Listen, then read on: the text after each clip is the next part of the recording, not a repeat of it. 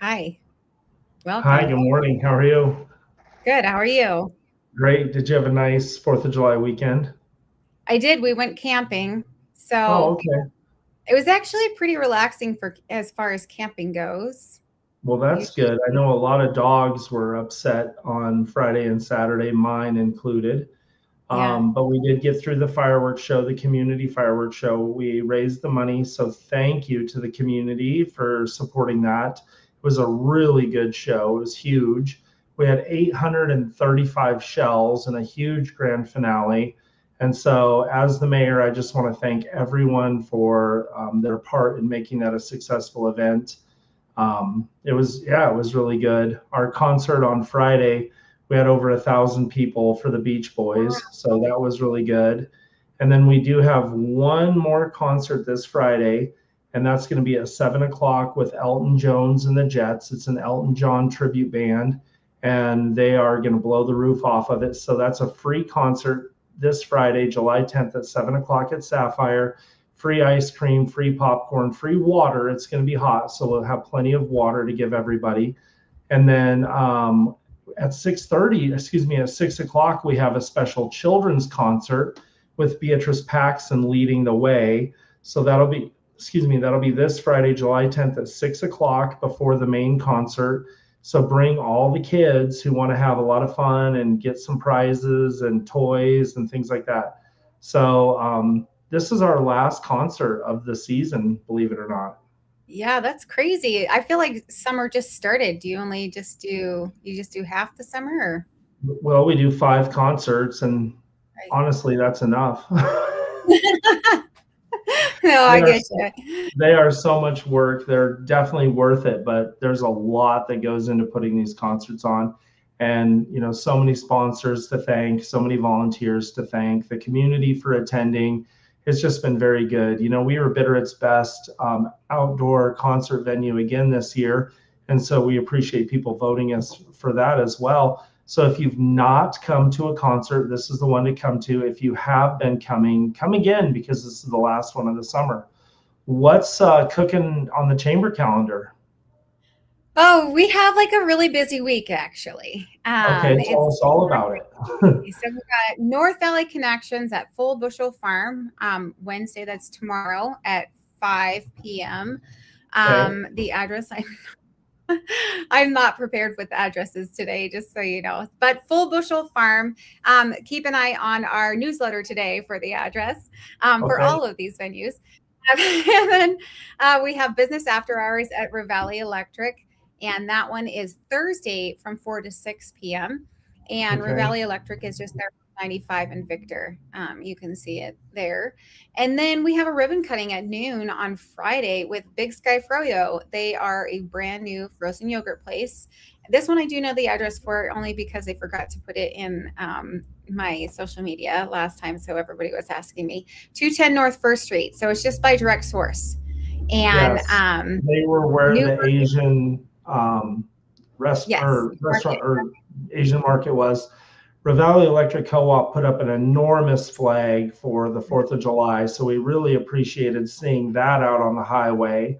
I Yep. won't be able to go to their event on Thursday because I'll be picking up the band at the airport at the same time, but we do encourage people to go out there. If you've not been out there, they have a beautiful facility.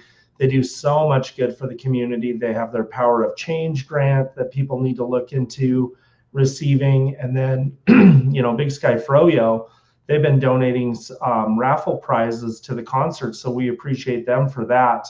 And then I do believe they're having a grand opening very Yeah. soon too. Is that the same day as their ribbon cutting? Yep. That is Friday. Okay, Yeah. so it's going to be exciting to have them as a new vendor in town. So it always feels like so good when we have all these businesses participate in the community. Yeah. Who's on Um, the show today? well, we have a couple, but I do want to mention that we do have Brewfest coming up. Yep. on the 25th, and we still need volunteers. So if you want to volunteer to pour at Brewfest, just give me a call.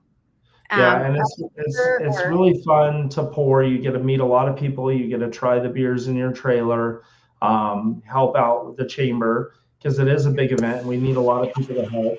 Did they just call you at the chamber? they can just call me at the chamber, or I just sent out and I'll probably send out another one tomorrow, an email blast to sign up. So there is just a registration form floating around there too, and I will probably post it on social media sometime this week. But we're about halfway full with volunteers, but we always need more. So the more the merrier. Give Okay. us a call, 406-363-2400 for that. Okay. But speaking of registering for something, our very first guest today, we are going to bring up the public health. And let's see, let's add them to the stage here because they are planning the parade this year for us. Welcome. Hi. Morning. Morning. Good morning. You know, I see all my friends at Public Health down there. I see Tiffany. I see Eric. Jeff, is that you in the back? Yep. How are you? Good. How are you doing, Dominic? Good. It's funny because Jeff and I went to school together, and so now when I get emails from Public Health, I just think back to our science class, 8th grade science class, and obviously he paid attention because he ended up with a science job, whereas me, I'm just running a podcast. Yeah. Awesome. And Tiffany, running Public Health, how are you doing? Good. Things are good. Good. And Eric, you're still emergency manager? I am. We don't need any emergencies this summer, so just manage them as best as you can, because like we need a break from all this stuff.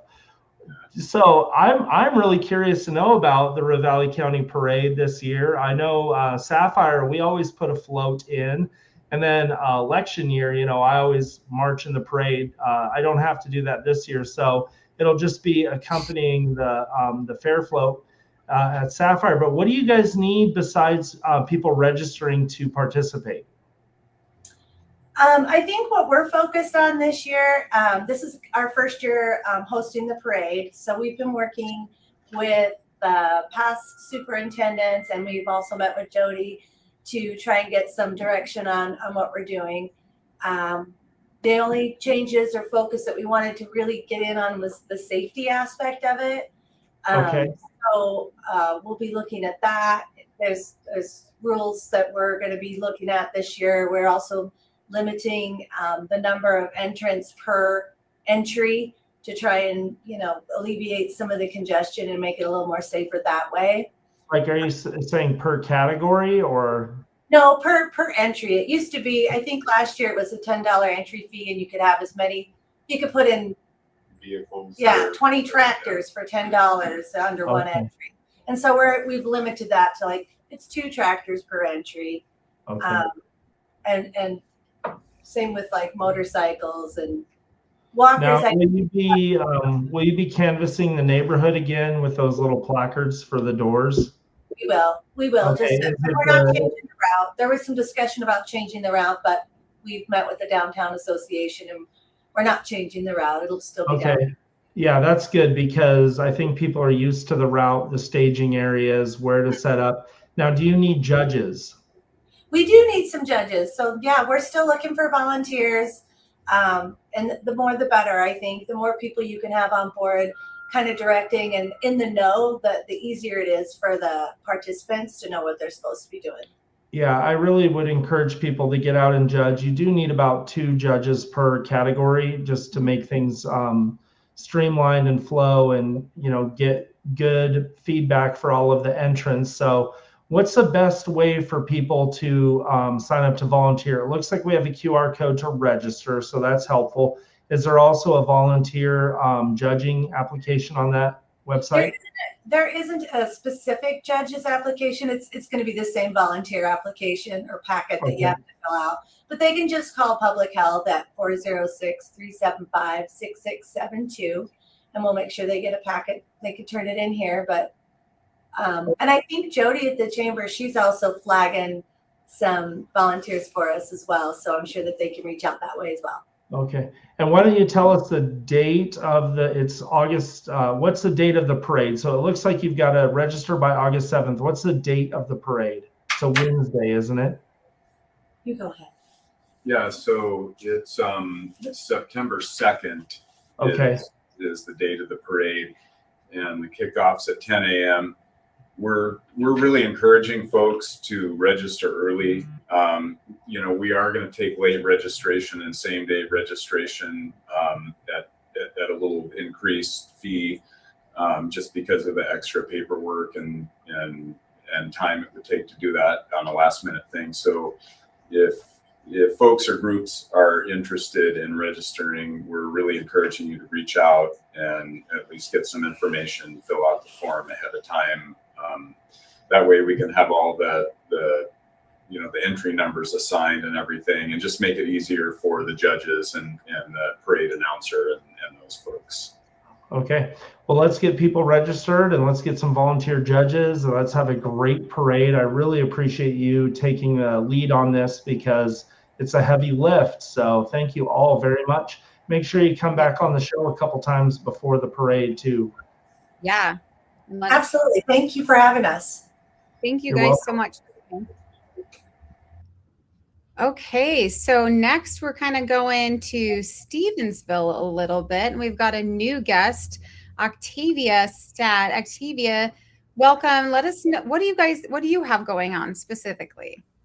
Yeah, so these next couple weeks, the Stevensville Playhouse, we're working with a bunch of youth to put on a show on Friday the 17th called Circus Olympus. So a lot of what our days look like, we're at the theater from 1 to 5, and we're just teaching the kids aspects of theater.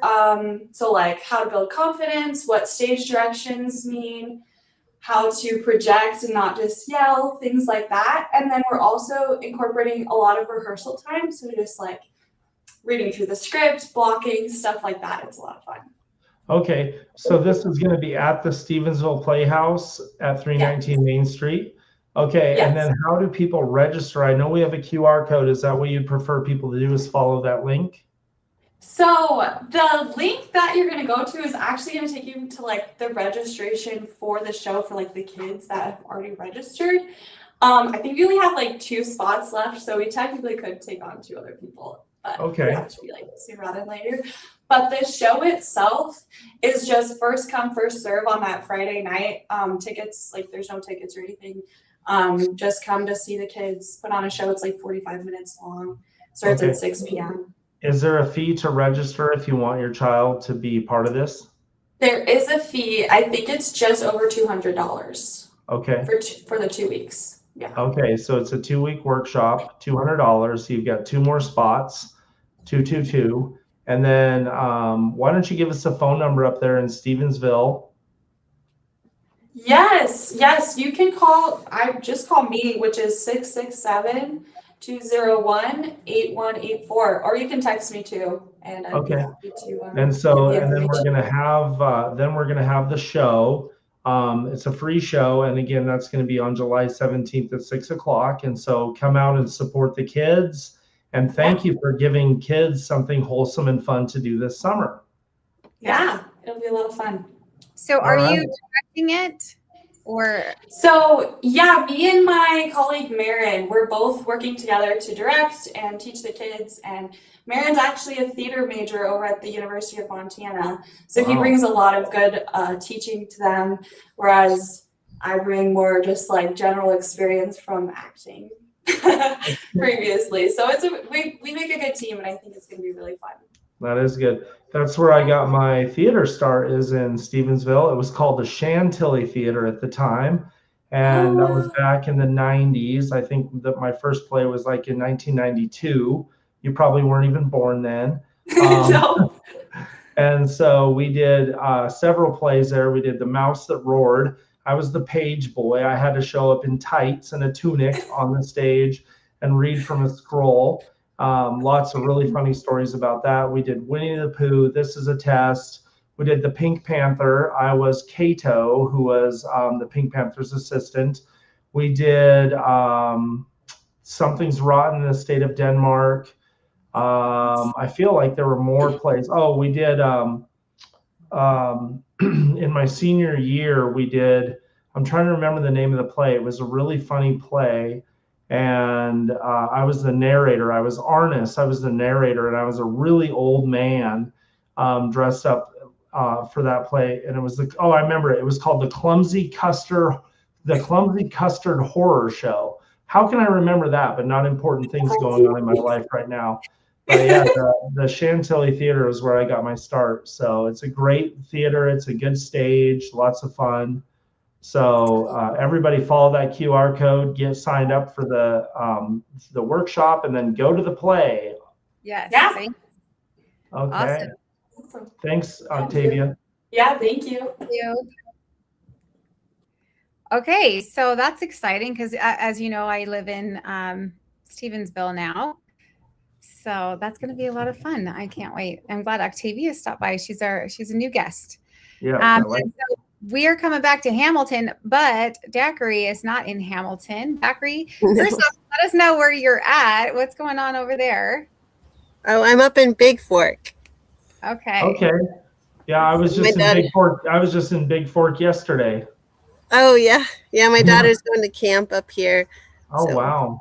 Working from out here. It's pretty nice. Okay. Yeah. So it sounds like you've got a luncheon coming up at the Ravalli County Museum. Everybody knows where that is. I think it's at 205 Bedford Street. Tell us about your community conversation on early childhood development. Thank you. Yeah. We have 0 to 5 Montana. We have several leaders from 0 to 5 Montana coming out. They're doing a policy roadshow around the state, and Ravalli County is one that they really wanted to focus on, and just get more information, more data, more voices from the Bitterroot that will help them carve out their priorities as we slide into this legislative year. So we're going to do the sun is really bright. We're going to do a pop-up barbecue on the lawn there at the museum from noon to 1, and then we have the extra half an hour for more collaboration. But it's a free luncheon. You just need to scan the QR code. There's these flyers around town too with the QR code to let us know you're coming, so we can have enough food. And it's really just start the conversation, early childhood and what it means and what we need, and childcare providers and childcare owner directors and families. We've really got to be able to jump in as a community to tackle this issue. And now that's on Thursday, isn't it? Yep, Thursday at the museum. Yeah. Okay, so yeah, everybody follow the QR code. Do you know what's for lunch that day? I'm always thinking about food. Oh, right. We're going to barbecue. So I know we're going to have brats. We're going to have brats and salads and fresh fruit and easy lunch. People can come. Bring their kids. Can people bring their kids? Absolutely. Yes. We are always at Bitterroot Early Learning Network. We are always prepared for kids. And we'll be at the concert, the children's concert on Friday with B too. So. Okay. Yeah, that's going to be a lot of fun. Yeah. Well, we look forward to this community conversation, and go to the county museum on next Thursday and get a free lunch, but follow that QR code to get registered. That's right. So make sure we have enough food. Okay. Thanks, Zachary. Thank you. Enjoy. Bye.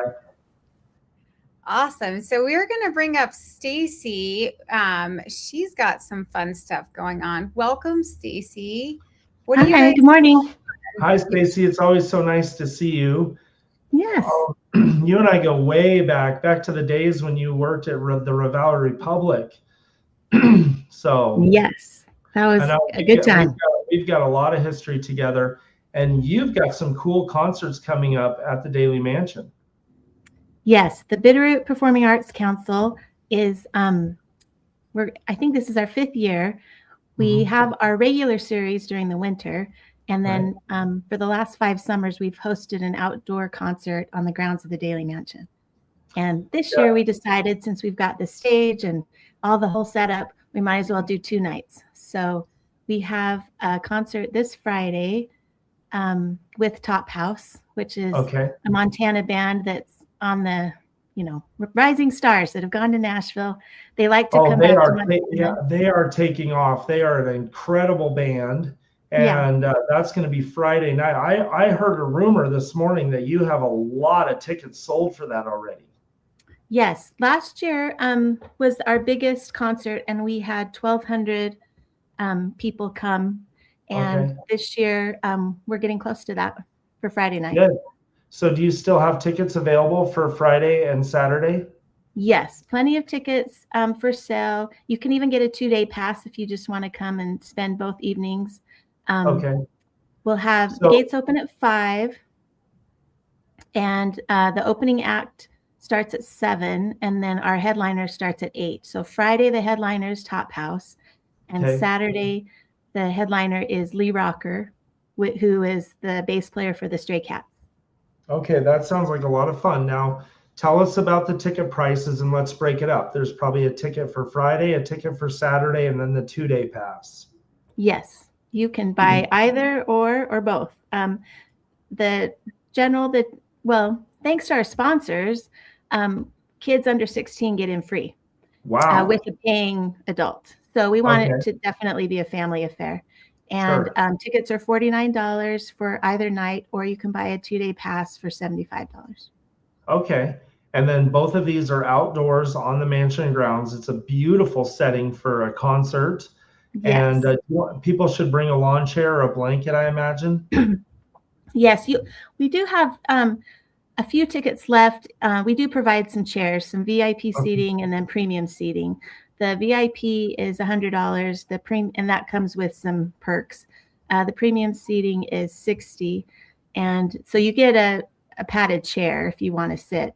Otherwise, most of the area will just be for people to bring their own chairs or blankets, or there will be an area for dancing. Oh, good. You have to have dancing. Now, do you have some food trucks up there, or do people need to pack a lunch? Yes. There will be 3 or 4 food trucks. It's a busy weekend in the Bitterroot, so I think we only, locked in about 3 or 4, and they will be there so you can buy dinner and have a picnic and enjoy the evening before the music starts. Wow, it's going to be a great weekend for concerts. We have a concert at Sapphire on Friday. You have your concert at the Mansion on Friday, and then you've got another concert Saturday at the July 11th at gates open at 5, and then you said your what is it called when you have an opening act at 7 and then the headliner at 8? Yes. Okay, and if I might talk about go ahead. On Saturday, we have this really fun guy coming. I met him at a conference last fall. He is also a rising star in Nashville. He's an amazing guitar player. He's coming out with his little trio band, and he's going to open for Lee Rocker. I sent Lee Rocker a link to Marty, and he said, oh, yes, he can open for me. So he's very talented, and he is willing to do some educational outreach, because that's a big priority for the Bitterroot Performing Arts Council. So at 11 o'clock on Saturday, for any aspiring guitarists in our world, he's going to give a free guitar lesson. They're just going to set up on the porch in the shade at the mansion. He will, it's geared toward youth, but we have had requests from other people who've been playing guitar for a long time who want to learn from him. And there's still room in that class. It's a free class. It's an hour. And then we'll provide you a free lunch. And then you have also a ticket to come back and watch Marty play at 7 on Saturday night. Wow. So we're really hoping that the message gets out that we have this class for anybody who wants to have a really memorable guitar lesson. Okay, wonderful. Well, follow that QR code, get signed up for all those items, buy your tickets early so that you can make sure you've got one. And then keep coming back to the show. We love hearing from the BPAC. Oh, yeah. We have a lot. We've announced our series for the fall. So that's exciting. And those if you want to buy your season tickets, those are already on sale at the box office, but you have to come in. And Deanna sits down with you and you pick your seats together. So please, if you're interested in becoming a season subscriber, or if you want to receive one of our brochures, those go out this month. And so you can send us your mailing address, and we'll make sure to get you on the mailing list for the brochure. All right. Well, thank you, Stacy. It's always nice to see you on the show.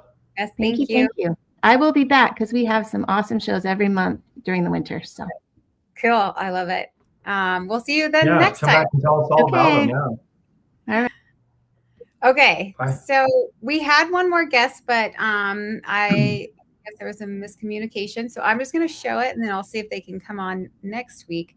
But Cultivating Connection is having their, I think it's a fundraiser, Feast in the Field, music by Tim Fain, July 23rd at 5:30 to 10 p.m. at Homestead Organics Farm. And I'm just going to put up the Tim Fain. Tim is a fantastic violinist. You do not want to miss an opportunity to see him. Very talented. And he's also one of those very engaging musicians who always talks to the crowd and makes people feel very welcome. And so that's great that they were able to get him. He has a very busy schedule. And Homestead Organics is just right when you turn off Scalcahoe Road. They're the kind of the first right after the storage units. And that does sound like a really fun event. So we definitely have to get them on the show next week so they can tell us all about it. Yeah, we'll save this. And then if you want to check out about it a little bit more, just scan that QR code up there today. And then we'll try to get them back on next week. Until then, you have a poem for us. I really do. This is a summertime poem. This is called Hot Dog. Hot dog. Hot dog. Hot, H-O-T? Yeah, hot dog. Okay. Hot. It's way too hot, boy, and I'm sorry to say, I can't leave you in the car, so sit and stay. With big sad eyes, I watched her walk out the door. I whined a little and sprawled out on the floor. The overbearing heat caused me to drool. I sneaked out the back to the kiddies' pool. Right when I got outside, I was panting hard. As I started loping across the backyard, I ran over and lapped some water up. Like a brown cactus, I was one thirsty pup. I dived right in and began to dog paddle, just hoping the neighbors wouldn't tattle. Right as I started really feeling alive, I heard my master's car pull up in the drive. She came in the front. I ran in the back door. My clothing was dripping all over the floor. My wife was upset. She really flipped her lid.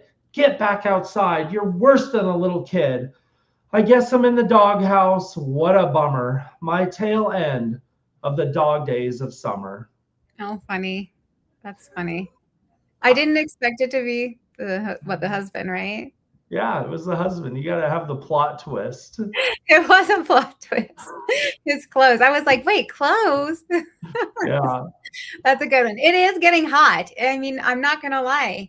And I'm cold all the time, like all the time. But I have been hot a couple times this last week. So. Well, it's going to be warm this week. That's for sure. Yeah.